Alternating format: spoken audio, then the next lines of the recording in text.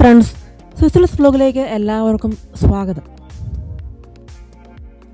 നിങ്ങൾ എപ്പോഴെങ്കിലും ചിന്തിച്ചിട്ടുണ്ടോ, ഇന്നത്തെ ഡെവലപ്ഡ് വേൾഡിലും ഒരു സ്ത്രീയുടെ വേർത്ത് മെഷർ ചെയ്യുന്നത് അവളെ അല്പം പോലും അറിയാത്ത, കണ്ടിട്ടില്ലാത്ത ഒരു സൊസൈറ്റിയാണെന്ന്? എന്തുകൊണ്ടാണ് സ്ത്രീകൾ സൈലന്റ് ആയിരുന്നാൽ മാത്രം അവൾക്ക് ഗുഡ് എന്ന ഒരു ലേബൽ കിട്ടുന്നത്? ബോൾഡ്നെസ് എന്തുകൊണ്ട് അറഗൻസായി മുദ്ര കുത്തപ്പെടുന്നു?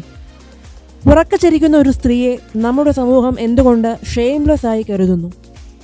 അതുപോലെ തന്നെ കരയുന്ന ഒരുവളെ ദുർബലയായി കരുതുന്നു. പരസ്യമായി കോപിക്കുന്ന ഒരു പുരുഷനെ അപഹസിക്കാത്ത, എന്നാൽ തൻ്റെ ശബ്ദം ഉയർത്തുന്ന സ്ത്രീയെ നിശബ്ദമാക്കുന്ന ഒരു തരം സമൂഹത്തിലാണ് നാം ഇന്നും ജീവിക്കുന്നത്. പാർശ്വവൽക്കരിക്കപ്പെട്ട മാർജിനലൈസ്ഡ് വുമണിൻ്റെ കാര്യമെടുക്കുകയാണെങ്കിൽ ഈ ഭാരങ്ങൾ അതിഗുരുത്വമേറിയതാണ്, താങ്ങാനാവാത്തതാണ്.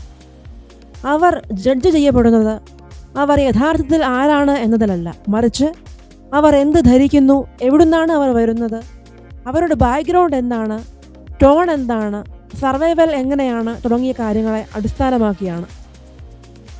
അവൾ എത്ര സംസ്കാരമുള്ളവളും ദയയും ബുദ്ധിമതിയും ആയിരുന്നാൽ കൂടിയും സൊസൈറ്റിയുടെ ഇടുങ്ങിയ വീക്ഷണകോണിലൂടെ ഒരു നല്ല സ്ത്രീ എങ്ങനെയൊക്കെ ബിഹേവ് ചെയ്യണം എന്ന അച്ചിൽ ഫിറ്റായില്ലേ അവൾ അപമാനിതയാവുകയും പുറന്തള്ളപ്പെടുകയുമാണ് ചെയ്യുന്നത്. ഉദാഹരണം പറഞ്ഞാൽ, ഒരു വിവാഹം തകർന്നാൽ സ്ത്രീയുടെ നടപ്പ്, സ്വഭാവം, കുടുംബം വരെ ചർച്ചയാകും. അവളാണ് തെറ്റുകാരി എന്ന വാചകം അവളുടെ മാനസികാവസ്ഥയെ തകർക്കും. അതുപോലെ തന്നെ ഒരു സ്ത്രീ ഒരു മീറ്റിങ്ങിൽ തൻ്റെ അഭിപ്രായം തുറന്നു പറഞ്ഞാൽ അവളെ ഒരു അഹങ്കാരിയായി മുദ്രവയ്ക്കും.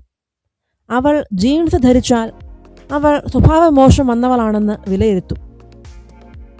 ചെറിയ കാര്യങ്ങൾക്ക് പോലും സ്ത്രീകളെ അപമാനിക്കുന്ന പ്രവണതയെ നാം നോർമലായി കാണുന്നു.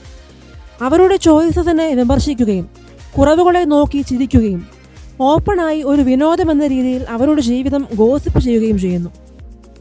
ഓതന്റിക്കായി ജീവിക്കുവാൻ ആഗ്രഹിക്കുന്ന ഏതൊരു സ്ത്രീയുടെയും ജീവിതത്തിന് പിന്നിൽ ഒരു നിശബ്ദമായ mental ബാറ്റിലുണ്ട്.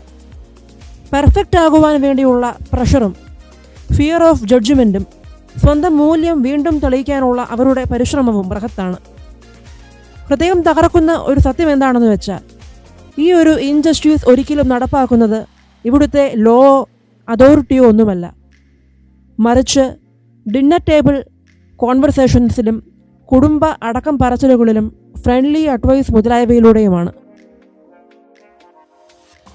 So today I ask you to pause and reflect.